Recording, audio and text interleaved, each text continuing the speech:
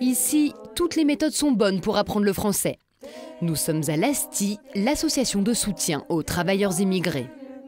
Il y a là la première voyelle. La première voyelle, une. Et toi. Et. Chut, on souffle pas. Oui. Étoile.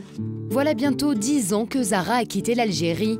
Mais comme beaucoup de migrants arrivés sur le tard, cette maman de 35 ans rencontre de grosses difficultés pour apprivoiser la langue. Elles ont suivi une petite scolarité dans leur pays d'origine ou bien aucune.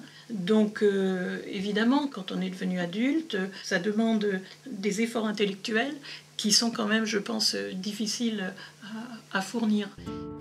Aujourd'hui, Zara est capable de faire ses courses seule ou se rendre chez le médecin, mais impossible pour elle de tenir une vraie conversation et de construire une vie sociale. Ça va? Oui, et vous, ça va? Ouais, pour parler, pour... Il n'y a pas de ma copine, il n'y a pas de la famille. C'est ça, le problème. Parce que mon mari travaille, moi je suis à la maison toute seule. Zara a 4 enfants, tous sont nés en France. Ah, Aïcha, c'est quoi ça? Pendant ses cours, elle laisse sa petite dernière Aïcha à la crèche de l'ASTI. Oui, c'est très bien pour eux. C'est ces enfants-là, à la limite, qui intégreront leurs parents. C'est ça, hein, je vois la petite Aïcha, justement. On a eu toute la famille.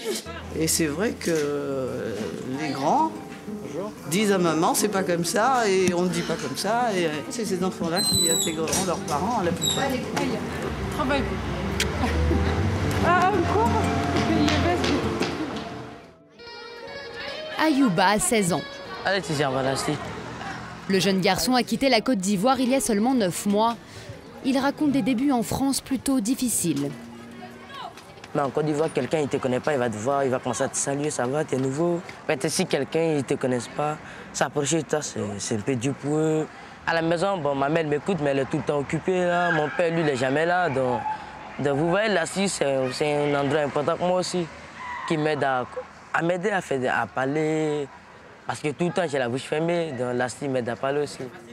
Tous les soirs après le collège, Ayouba rejoint son atelier d'expression orale et de vie courante. Le principe, des cours sur le quotidien des Français pour permettre aux jeunes migrants de s'adapter à cette nouvelle société. Il y a des filles qui sont arrivées avec un voile à l'école? Oui, 2 ou 3, mais elles l'ont enlevé à l'entrée.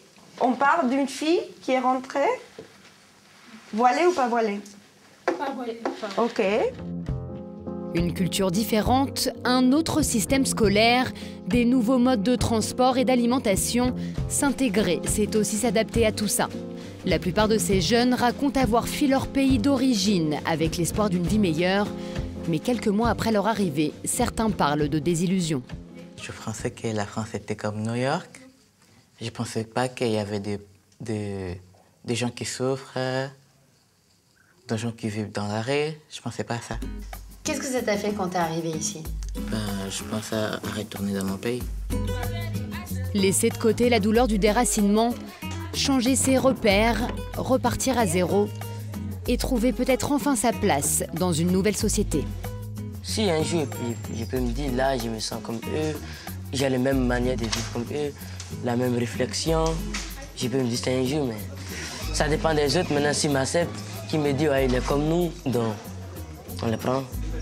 Ça dépend d'eux maintenant.